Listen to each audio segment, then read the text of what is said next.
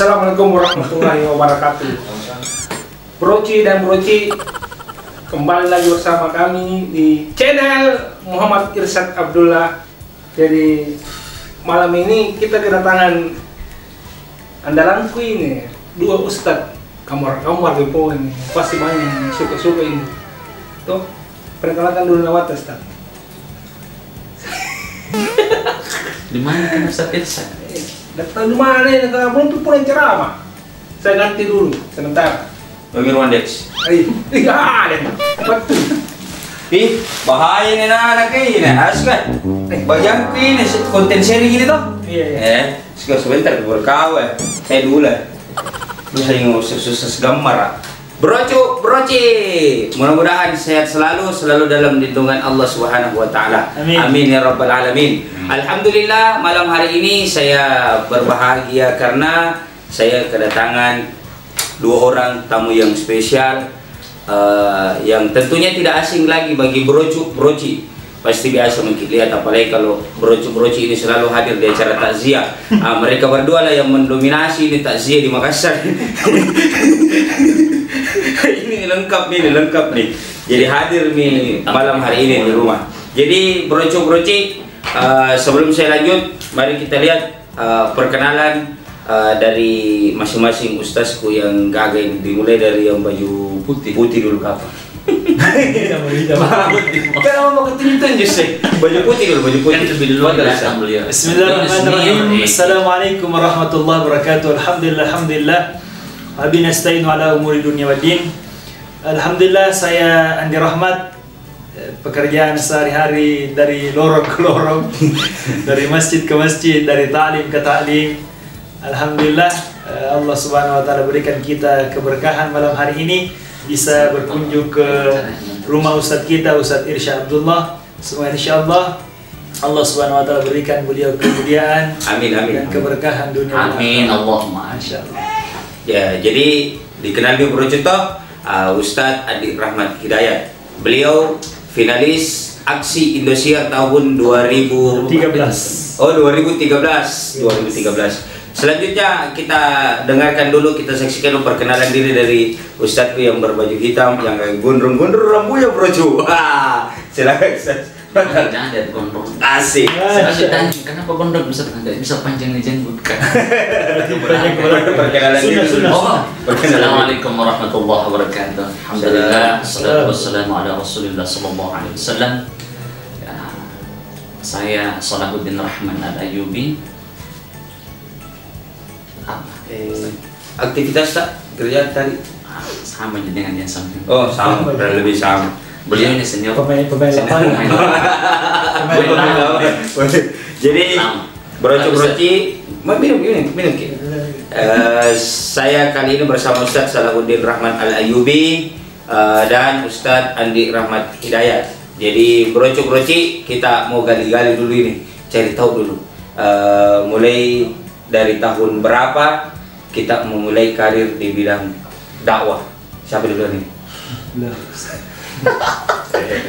Dimulai dari tahun berapa ini, Ustaz?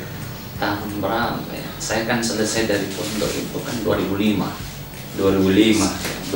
Sebenarnya kan waktu masih di pondok disebar makin ceramah khotbah Jumat. Ya. Kemudian setelah itu lanjut kuliah.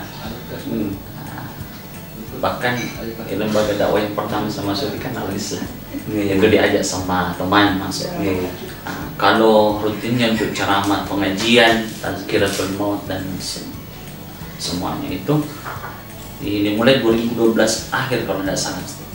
2012 akhir. 2012. Jadi Ustaz Salahuddin ini memulai karir dakwahnya mulai meniti di tahun 2012. Memang dari pondok kita sudah. Oh, Jumat memang dari waktu jadi santri.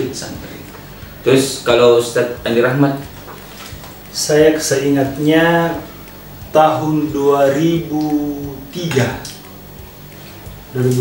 saya mulai naik mimbar. Luar biasa. Takziah itu ya berjalan sepertinya yang mulai jenjang itu sekitar 2005 mungkin 2006. 2005 2006. bukan 2004, kalau bukan 2004. Makanya saya bilang senior. Senior. 2005 deh, sekitar itulah 2005 2006. Itu mulai aktif takziah itu. Iya, aktif itu. Mulai aktif.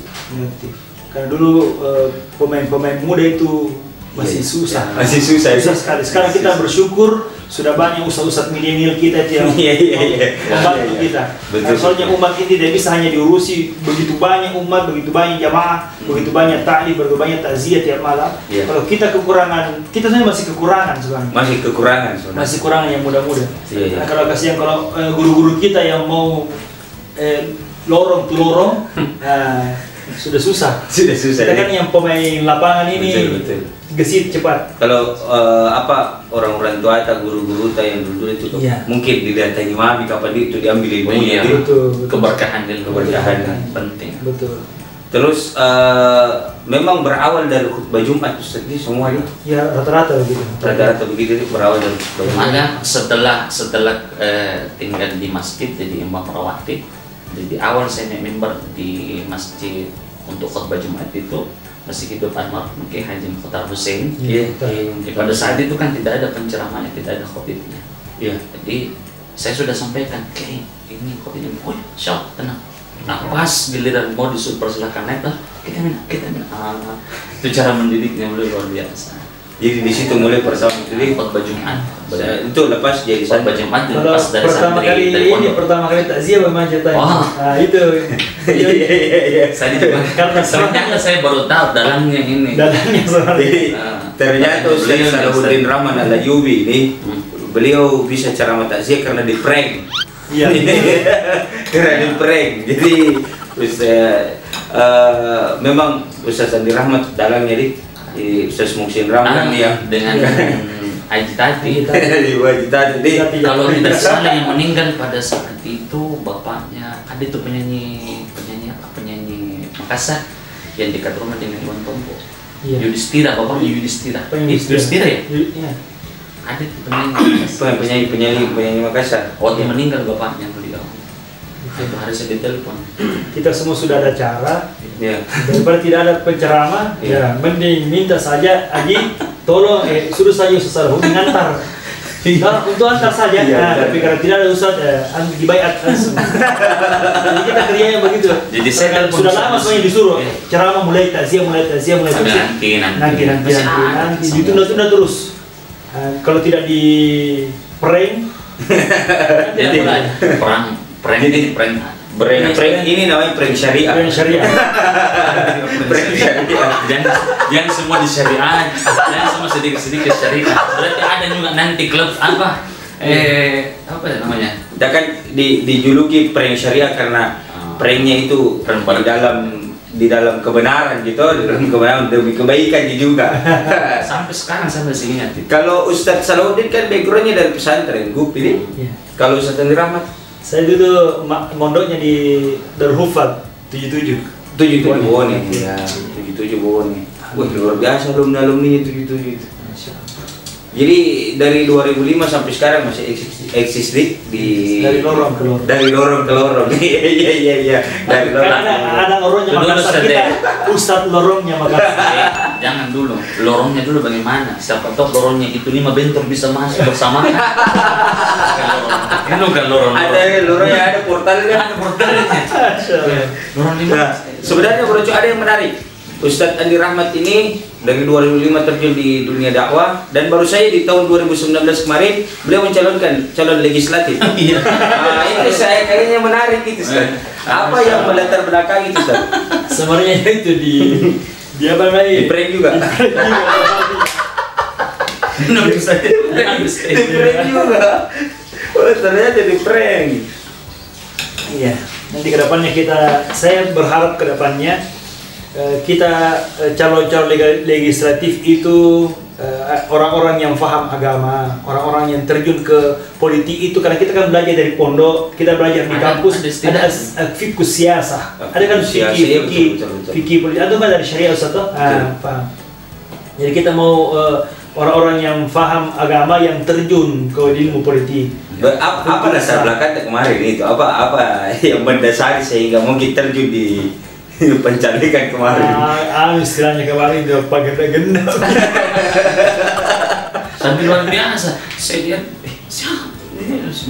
Tapi sebenarnya harus seperti Ustadz Andi Rahmat, setidaknya adalah pikiran sedikit untuk bisa duduk di DPR. Kenapa? Bisa kalau ada ustadz duduk di DPR, paling tidak dana-dana MTQ itu bisa dikawal.